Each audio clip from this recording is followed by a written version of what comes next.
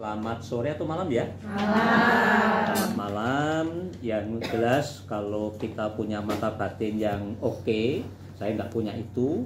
Mungkin di atas kepala kita itu ada apa lingkarannya, apa namanya? Ada corona, lalu dan lain sebagainya. Tergantung berapa lama di Legio Maria. Kalau yang masih baru tadi kayaknya masih apa? Samar-samar lah, samar-samar. Tapi yang pendiri itu kayaknya udah makin kenceng. Nah, yang jelas memang kita semua seturut bacaan rohani tadi kita dipanggil untuk mencapai kesucian.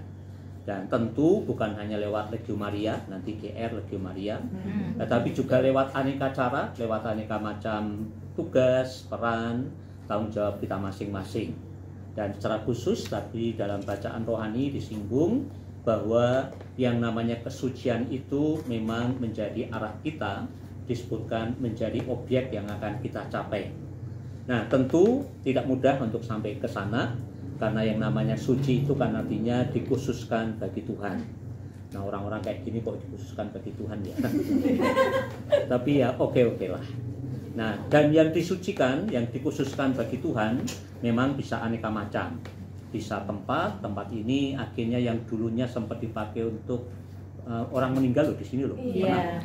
Yang dipakai untuk itu, tapi kemudian sekarang lebih banyak dipakai untuk doa, termasuk untuk Legio Maria. Jadi bisa dikatakan tempat ini pun disucikan, kemudian waktu juga bisa disucikan, sehingga jam-jam tertentu kita berdoa secara khusus, entah Angelus, entah apapun juga. Kemudian barang-barang juga disucikan, ada rosario dan lain sebagainya. Tapi yang istimewa tentu saja orang, karena kalau barang, tempat, waktu tadi tidak bisa menanggapi. Tapi kita yang bisa menanggapi. Kita semua dipanggil khusus untuk masuk dan sampai pada kekudusan. Nah, tentu saja kita tahu yang namanya Maha Kudus itu tidak ada manusia yang Maha Kudus, Bunda Maria pun juga tidak. Tapi yang Maha Kudus satu-satunya adalah Tuhan sendiri. Kita akan menjadi kudus kalau kita pun juga ada hubungan yang erat dengan Allah sebagai sumber kekudusan.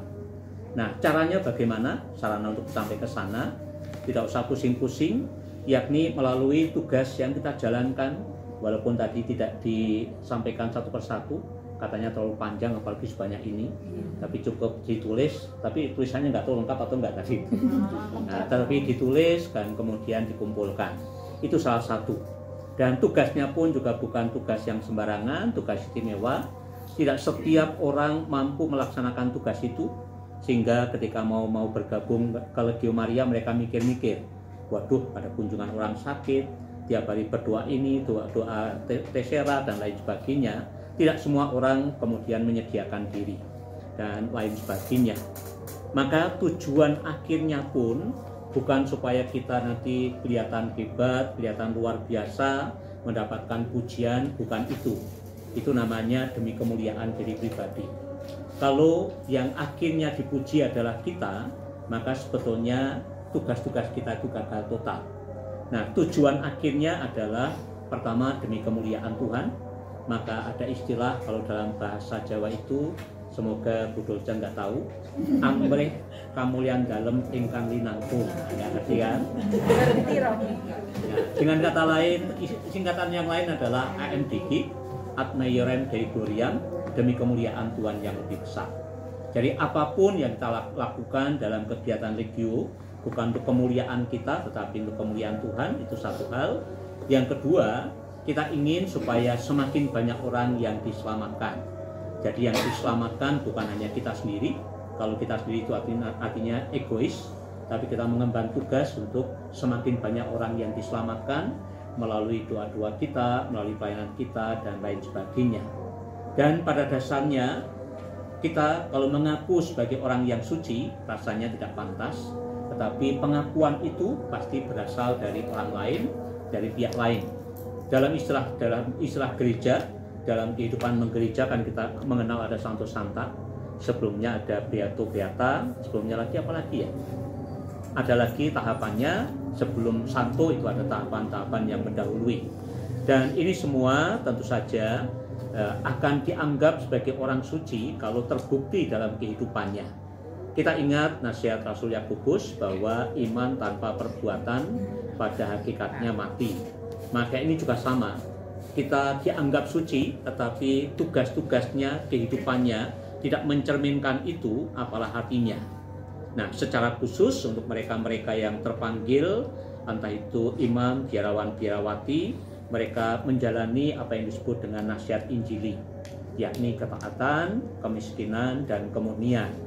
Yang namanya ketaatan bukan berarti kemudian kalau dulu memang semacam menjadi ketaatan yang mati, ketaatan yang kaku, pimpinan bilang ini nggak ada kata lain. Tapi sekarang yang namanya ketaatan itu ada dialog, ada komunikasi. Kemudian kemiskinan. Kemiskinan bukan berarti nggak punya apa-apa. Miskin kok punya kayak ginian segala gitu ya. Jadi bukan soal itu, tetapi artinya tidak terikat dengan barang-barang duniawi. Tapi jangan diminta. Itu yang namanya kemiskinan. Kemudian kemurnian itu artinya mengusahakan kehidupan yang betul-betul ya menyadari bahwa diri kita itu adalah bait Roh Kudus, maka kita mewujudkan arah kehidupan bahwa kita adalah bait Roh Kudus itu. Dan yang pasti namanya kesucian, kayaknya belum ada satupun di antara kita yang layak disebut suci, tapi masih proses sepanjang hidup kita.